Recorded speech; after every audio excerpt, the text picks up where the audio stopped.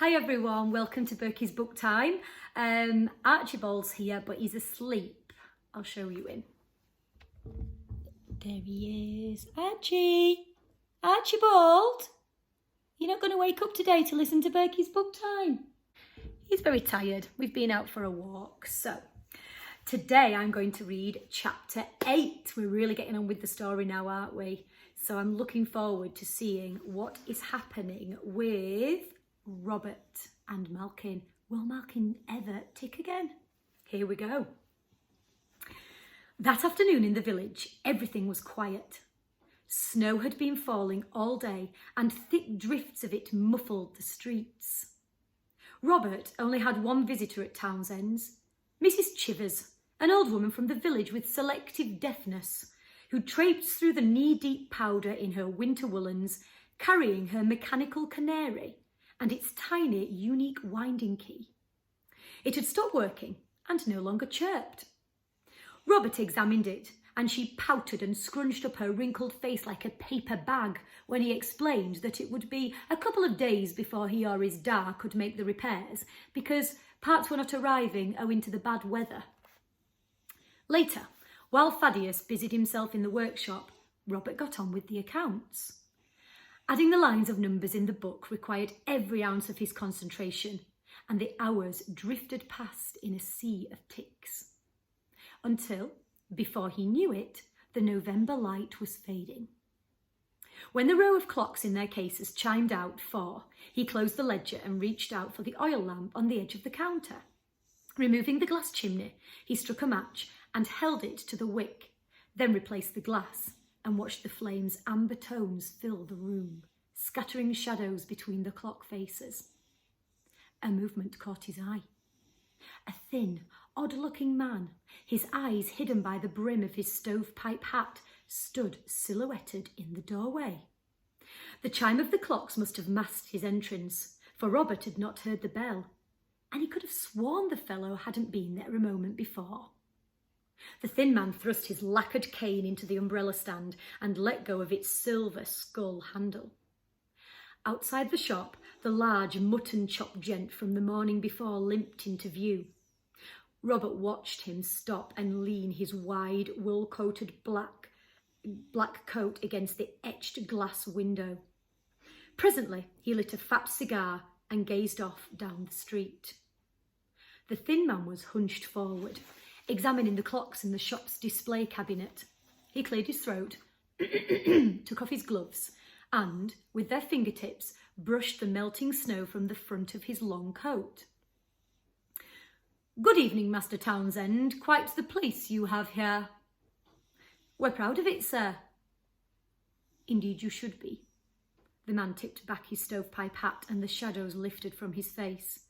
"My name is Mr. Roach." Robert gave a gasp, for his eyes were mirrored, just like the mutton-chopped man's. Mr. Roach laughed. "What's wrong, boy?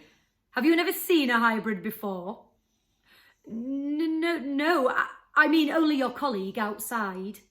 Robert shook his head and involuntarily put a hand up to touch his own cheek. "What happened to you?" "Nosy, aren't you?" Mr. Roach's lidless eyes didn't blink. The 2 silver lenses trapped the room in their service, unflinching. "My colleague and I were blinded in combat. Our master repaired us." "Oh." Robert felt hairs rise on the back of his neck. Mr. Roach leered at him. "If you think we look bad, you should have seen the enemy combatant." "Why? What happened to him?" "Let's just say he lost his head." Robert gulped and Mr. Roach laughed. "Of course, we wouldn't even be fighting wars if mechs could do the job, but they're far too stupid." Robert's blood boiled at such a lie. He knew mechs couldn't kill humans. It had nothing to do with them being stupid. "And now I must speak with your master, the clockmaker," Mr. Roach was saying.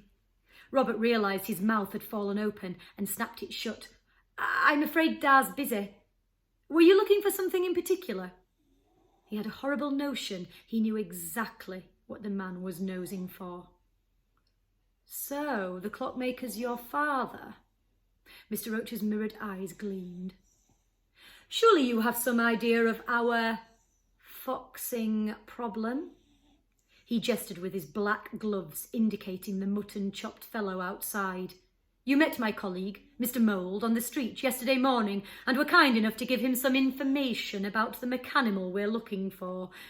Only your information proved to be false. Now, we're wondering if you know something more. Are you from the police? Exactly so, boy. Mr. Roach gave a parrying smile, though his eyes remained cold. A very secret police. Mr. Mould thinks you might be able to assist us further in our inquiries if we take you in for interrogation. Robert swallowed, a prickly dryness at the back of his throat. I'm afraid I can't help you.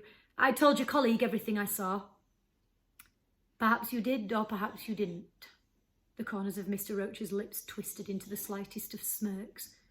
We might never know unless we apply a little pressure. He picked up Mr. Chivers's mechanical canary from the counter and tapped its face with his long, bony finger. Mr. Mould has a most singular way of dealing with those who refuse to cooperate with our enquiries. He has methods for making them sing.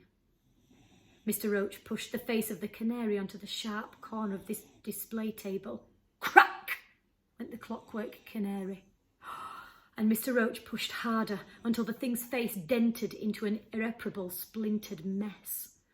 Then he placed the broken mechanimal on the counter in front of Robert. Well, I must be going, Mr. Townsend. No doubt we will see each other again before long. Mr. Roach pulled his cane from the umbrella stand and his eyes flashed white as he opened the door. The bell jingled cheerfully as he left.